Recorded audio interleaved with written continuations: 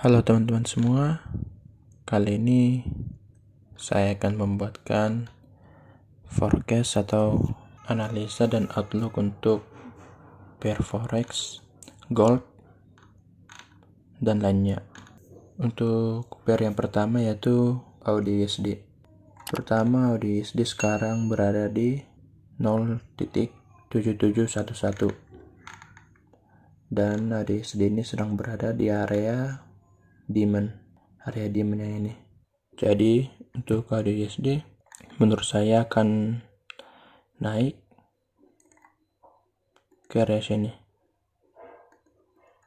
Nah, karena di sini AUD/USD tidak mampu menembus area demand atau support, dia hanya membuat fake out setelah mencapai support dan masuk ke area demand, lalu dia naik lagi.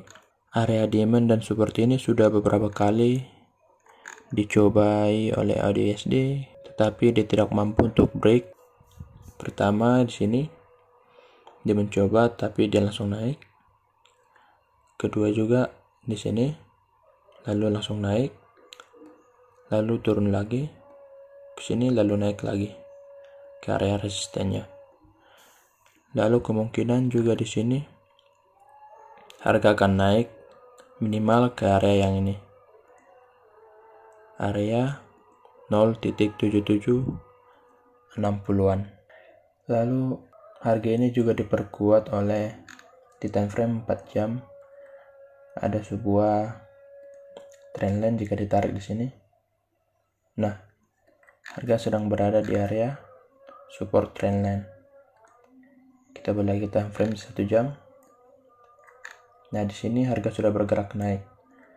Kemungkinan dia akan ke area sini, tetapi tidak langsung naik lurus. Mungkin terjadi seperti ini, naik ke area sini, lalu turun ke area trendline yang tadi lagi, lalu naik ke sini. Untuk targetnya bisa di area supply yang ini, atau bisa juga melalui Fibo, tarik dari atas ke bawah di area sini, di area 0.5, yaitu di harga 0.77400-an. Jika ya teman-teman ingin melakukan pembelian di hari Senin, boleh langsung, karena di time frame 4 jam juga sudah terbentuk pola candle bullish untuk naik. Di sini juga setiap harga berada di area demand dan membentuk pola candle bullish, harga langsung naik ke atas. Dan kemungkinan di sini juga akan seperti itu. Lalu untuk CAD yen Jepang, harga sekarang sudah masuk ke area supply. Kalau dilihat di time frame 1 hari, harga masih dominan untuk bullish, tetapi time frame 4 jam harga sudah menandakan untuk turun. Dan juga kalau dilihat di time frame 1 jam, nah di sini sudah terbentuk pola untuk turun, yaitu bearish engulfing. Kemungkinan untuk CAD yen Jepang akan turun ke area sini. Untuk area ini merupakan take profit kedua, dan take profitnya pertama bisa di sini sekitar 30-an pips. Lebih baik sih untuk ambil take profitnya di take profit pertama ini, karena harga masih dominan untuk naik. Menurut saya pergerakan harganya akan seperti ini, turun dulu ke area demand, lalu naik, membuat pola double top atau naik ke area resisten, lalu setelah itu turun ke area take profit 2. Kalau kita lihat pakai indikator stokastik, di sini harga sudah menandakan akan turun, sudah terjadi oversold di sini. Di time frame 4 jam juga sudah dalam keadaan oversold, tetapi belum menandakan untuk turun. Kalau di daily sudah oversold, tetapi menunggu untuk adanya candle turun di sini, karena di sini dua garis ini belum cross. Di sini masih dalam keadaan mau cross. Jika ingin entry di daily, boleh menunggu untuk stokastik ini cross dulu. Lalu untuk euro dolar Kanada, bisa kita lihat di sini ada sebuah demand di area ini. Nah, kemungkinan harga akan turun ke area demand lalu naik. Menurut saya kan seperti itu, karena di time frame 4 jam belum menandakan adanya untuk naik. Di time frame daily juga sama, belum ada pertanda untuk naik. Harga masih kuat untuk turun. Di time frame 1 jam juga begitu. Jadi untuk melakukan pembelian boleh di area demand yang ini di harga 1.473, kira-kira di harga segitu melakukan pembelian dengan stop loss di bawah demand. Jadi untuk take profitnya boleh di area sini. Kalau langsung mau melakukan pembelian di hari Senin nanti akan sangat berisiko karena di sini belum ada pertanda untuk naik. Lalu untuk euro GBP, di sini harga masih dalam keadaan sideways. Boleh kita lihat setelah mencapai area demand, harga langsung bergerak naik. Harga tidak mampu menembus demand. Begitu juga dengan sampai di area resisten atau supply di sini. Nah, di sini harga dipantulkan dari area demand ke area resisten, lalu harga langsung turun ke sini, belum mencapai demand. Untuk melakukan entry di sini, jika ada konfirmasi untuk naik di daerah demand, boleh melakukan pembelian dengan target di area resisten. Begitu juga jika harga berada di area resisten dan menandakan untuk turun, boleh melakukan sell dengan target di area demand. Tetapi jika dia break demand, maka harga akan turun ke area sini, ke area demand yang ini. Nah, jika dia break demand yang ini, kira-kira begitu untuk euro GBP. Lalu untuk euro yang Jepang sekarang sedang berada di area demand yang ini. Nah, di sini belum ada pertanda untuk naik di time frame 1 jam. Lalu di time frame 30 menit juga belum ada. Berarti boleh dikatakan harga masih dominan untuk turun. Kemungkinan jika dia break demand ini, harga akan turun ke area sini. Ini target maxnya. Ini merupakan target kedua. Untuk target pertamanya bisa di sini. Dan target kedua tadinya di sini. Tapi jika harga di sini membentuk pola candle naik, maka dia akan naik dulu ke area sini. Akan naik ke area sini. Lalu setelah itu turun lagi ke area demand. Lalu bisa jadi juga menembus area demand yang tadi seperti di awal tadi. Untuk euro yang Jepang kira-kira begitu. Lalu untuk euro USD boleh kita lihat di sini, kemungkinan untuk besok harga akan turun ke area demand karena di sini candle untuk bullish belum ada ya. Di sini yang di time frame 1 jam candle bearish engulfing yang ada, berarti menandakan harga masih akan turun ke area demand yang ini. Lalu untuk melakukan pembelian bisa di area sini.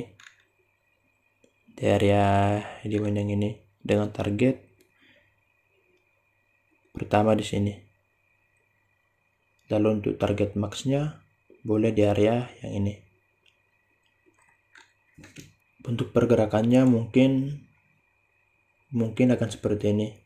Harga turun dulu ke area demand, lalu naik ke area take profit 1, lalu turun lagi untuk retest, membuat lower high, lalu naik ke area take profit maxnya. Nah, juga di sini jika sudah mencapai area target max, di sini juga boleh melakukan penjualan dengan target di sini di area target 1 tadi. Jadi nanti harga akan membuat lower low, lower high. Jadi bisa ditarik trendline di sini. Nah, kira-kira seperti itu. Lalu untuk GBP dolar Kanada, di sini harga sudah membuat pola candle untuk naik di time frame 1 jam. Lalu di time frame 4 jam belum ada candle untuk naik, tapi di sini ada sebuah pola hammer, hampir menjadi hammer yang sempurna. Itu bisa menandakan harga akan bergerak naik. Lalu di sini juga ada sebuah, nah kita lihat di sebelah kiri juga ada demand. Nah, ini sebuah area demand. Sebentar saya tandain. Nah, sekarang harga sudah berada di area demand. Coba lagi ke time frame 1 jam. Nah, setelah dia mencapai area demand yang paling bawah, dia langsung bergerak naik. Kemungkinan untuk besok, pertama harga akan naik ke area sini, lalu bisa konsolidasi, lalu naik lagi ke area sini, area target maxnya. Kemungkinan untuk GBP dolar Kanada akan seperti itu. Untuk target pertama bisa di area sini, lalu target kedua di sini. Untuk harga yang naik di sini merupakan sebuah rebound, tidak menutup kemungkinan harga akan lanjut turun. Lalu untuk GBP yen Jepang di time frame 4 jam, sini membuat pola candle yang sangat bagus, yaitu hammer. Di time frame 4 jam ada sebuah hammer yang sangat bagus. Di time frame 1 jam, nah harga di sini sudah bergerak naik. Boleh kita tandain di sini sebuah area demand.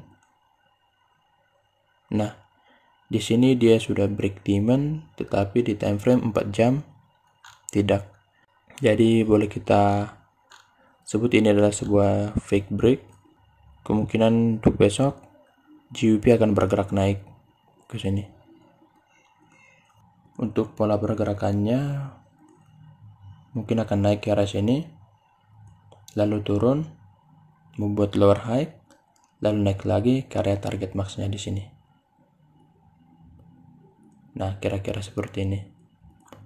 Untuk target pertama, jika melakukan pembelian, boleh di sini. Nah, untuk target pertamanya di sini sangat aman untuk GBP yen Jepang. Lalu untuk GBP USD sekarang berada di harga 1.381 dan boleh kita gambarkan di sini ada sebuah area demand yang menghambat laju pergerakan turunnya GBP USD di hari Jumat kemarin. Untuk GBP USD untuk besok bisa melakukan pembelian di area sini langsung, tetapi menurut saya sebaiknya menunggu harga untuk turun dulu. Harga di sini untuk turun masih sangat memungkinkan. Jadi jika ingin melakukan pembelian, sebaiknya menunggu sampai harga turun lagi ke area demand, lalu melakukan pembelian di sini di area demand jika sudah turun, lalu dengan target minimal di sini. Untuk targetnya di sini, target satunya dan target 2-nya bisa di sini. Untuk target maxnya bisa di area supply yang ini. Nah, untuk pergerakan harganya bisa seperti ini. Naik dulu ke arah target 1, lalu turun. Lalu setelah itu naik ke target 2. Lalu setelah naik ke target 2, mungkin akan membuat sebuah konsolidasi, lalu naik lagi ke area supply ini. Nah, untuk GBUSD kira-kira begitu. Saya lupa. Dan jika sudah mencapai harga supply yang ini, tentunya bisa melakukan penjualan dengan target lagi kembali ke target 2 yang tadi. Jadi kalau target kita sudah mencapai area sini, kita bisa melakukan penjualan dengan adanya konfirmasi tentunya. Lalu untuk USD dolar Kanada, boleh kita lihat di sini harga masih dalam trend bearish, tetapi jika kita lihat di time frame 1 hari, di sini ada demand. Kita tarik dari sini. Nah, sini ada demand yang menghambat laju tren USD dolar Kanada. Boleh dilihat di sini harga sedang berada di area demand. Untuk entry-nya kita ubah ke time frame yang lebih rendah. Nah, di time frame 4 jam sudah menandakan pola candle untuk naik. Jika teman-teman ingin melakukan pembelian di hari Senin, boleh langsung melakukan buy dengan target pertama bisa di area sini. Lalu target keduanya di sini. Untuk pergerakan harganya, menurut saya akan naik ke area target 1, lalu konsolidasi, lalu naik ke target 2. Di target 2 ini merupakan sebuah area yang sulit untuk ditembus oleh harga nantinya. Makanya saya hanya buat sampai target di sini. Tetapi tidak menutup kemungkinan untuk naik ke sini. Lalu untuk gold atau USD, bisa kita lihat di chart sekarang masih dalam keadaan sideways di area sini 1765 dengan dan 1773. Tetapi kalau kita lihat di time frame 4 jam di sini, candlenya masih dalam posisi bullish, di daily masih dalam posisi bearish. Jadi untuk USD menurut saya akan naik dulu ke area sini. Dia menembus resisten ini, naik ke arah sini. Untuk target minimal bullishnya boleh di sini, dan target maxnya di sini. Nah, tetapi tidak menutup kemungkinan untuk turun jika dia break area support yang ini. Jika dia break, target penurunannya untuk pertama bisa di sini, di 57, dan juga jika dia break lagi area yang 57 ini, maka targetnya bisa panjang ke area 35 atau 34. Untuk teman-teman yang ingin entry di USD, bisa menunggu resisten atau supportnya di break untuk arah harga yang lebih jelas. Nah, di sini juga saya akan gambarkan pola trendline dual channel di sini. Nah, ini juga bisa menjadi sebuah acuan untuk kita. Jika harga menyentuh area yang ini, area resisten trendline-nya, kemungkinan setelah itu harga akan turun jika dia tidak break trendline atasnya. Jika harga turun ke area support trendline, harga juga bisa naik lagi ke area trendline atas atau resisten. Tetapi jika harga break area support yang ini, maka akan seperti tadi, harga akan turun ke area sini. Target minimalnya di 45. Lalu kemungkinan harga akan naik dulu, retest, ke area trend line-nya, lalu turun ke area target yang ini 35. Kira-kira begitu gambaran untuk USD atau gold dan juga pair forex yang lainnya. Semoga bisa membantu untuk trading kita semua. Terima kasih.